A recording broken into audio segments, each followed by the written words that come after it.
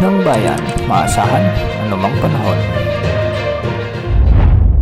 Magandang araw po sa ating lahat, narito ang update sa lagay ng ating panahon ngayong araw ng Miyerkules, October 23, 2024 at sa binabantayan nating si Bagyong Christine. Bagya pa nga lumakas si Bagyong Christine habang ito ay nasa silangan ng Quezon Province. Huling namataan ang sentro ng Bagyong Christine sa layong 340 kilometers silangan ng Infanta, Quezon. O di kaya naman ay 180 kilometers north-northeast ng Virac, Catanduanes. Taglay nito ngayon ang lakas ng hangin na umaabot sa 85 kilometers per hour malapit sa gitna at pagbugsong umaabot sa 105 kilometers per hour. Kumikilos ito ng 25 kilometers per hour ng west-northwest. Kung mapapansin ay nalalapit na ito sa severe tropical storm category.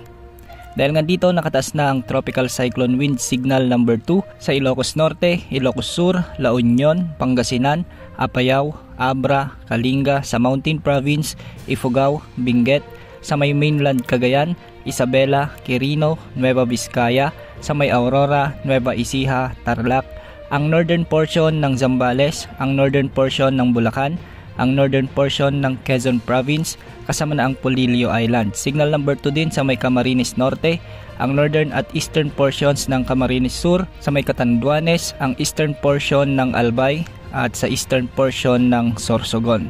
Samantalang sa Visayas nakataas din ang signal number 2 sa northeastern portion ng Northern Samar, at sa may northern portion ng Eastern Samar. Samantalang nakataas naman ang Tropical Cyclone Wind Signal number 1 sa bahagi ng Batanes, sa may Babuyan Islands, Pampanga, ang nalalabing bahagi ng Zambales, Bataan, ang nalalabing bahagi ng Bulacan, sa may Metro Manila, Rizal, Cavite, Laguna, Batangas, at ang nalalabing bahagi ng Quezon Province. Signal number 1 din sa may Occidental Mindoro kasama na ang Lubang Islands, Oriental Mindoro, Marinduque, Romblon, Calamian Islands, ang nalalabing bahagi ng Camarines Sur, ang nalalabing bahagi ng Albay, ang nalalabing bahagi ng Sorsogon, sa may Masbate kasama ng Ticao at Burias Islands, at Calamian Islands. Samantalang nakataas din ang signal number 1 sa Visayas sa mga probinsya ng Aklan, Capiz, Antique kasama ang Caluya Islands, sa may Iloilo, Guimaras, ang northern portion ng Negros Occidental, ang northern portion ng Negros Oriental, ang northern at central portions ng Cebu,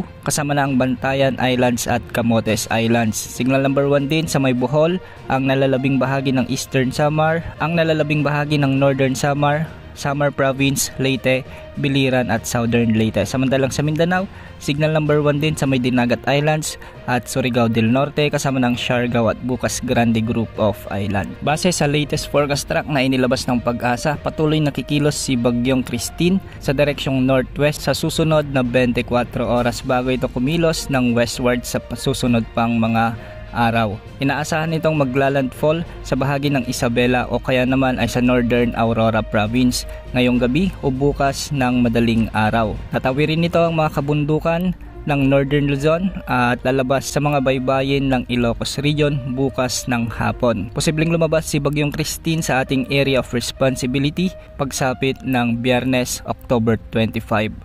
Ayon din sa forecast ng Pag-asa, posible pa itong lumakas sa severe tropical storm bago tuluyang maglandfall sa bahagi ng Aurora o di kaya naman ay sa Isabela. Dahil nga sa cone of uncertainty, posibleng mag-iba ang track ni Bagyong Christine, posibleng tumaas na makakaapekto sa bahagi ng mainland Cagayan o di kaya naman ay pababa at maglandfall sa bahagi ng Quezon Province. Inaasahang hihina ng bahagya si Bagyong Christine habang tinatawid ang mga kabundukan ng Northern Luzon. Ngunit inaasahang lalakas din ito pagkarating nito sa may West Philippine Sea. Ngayong araw nga may mga inaasahang intense to torrential rains o katumbas ng mahigit 200 mm na pag-ulan sa bahagi ng Cagayan, Isabela, Apayao, Aurora, Quezon Province, Catanduanes, Camarines Norte at Camarines Sur. Posible ang mga pagbaha at pagguho ng lupa sa mga lugar na ito, lalo na yung mga lugar na ilang araw nang inuulan. Samantala, makakaranas naman ng heavy to intense rains o katumbas ng 100 to 200 mm na pag-ulan ang nalalabing bahagi ng Cagayan Valley, ang nalalabing bahagi ng Cordillera Administrative Region. Makakaranas din ng ganitong pag-ulan ang buong Ilocos Region, Rizal, Albay at Sorsogon. Mag-ingat din po sa banta ng mga pagbaha at pagguho ng lupa.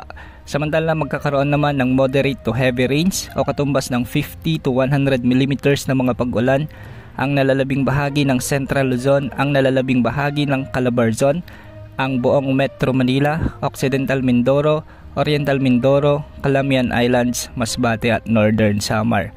Pinag-iingat po natin ang lahat sa banta ng mga pagbaha at pagguho ng lupa. Sa katunayan nga, maraming lugar na sa Bicol Region ang nakararanas ng malawakang pagbaha dulot ni Bagyong Christine. Sa mga rescuers po natin, mag-ingat, at sa mga kababayan natin, magdasal po tayo sa ating mga kaligtasan. Yan ang update sa lagay ng ating panahon. Ito po ang weather update ng bayan, maasahan anumang panahon.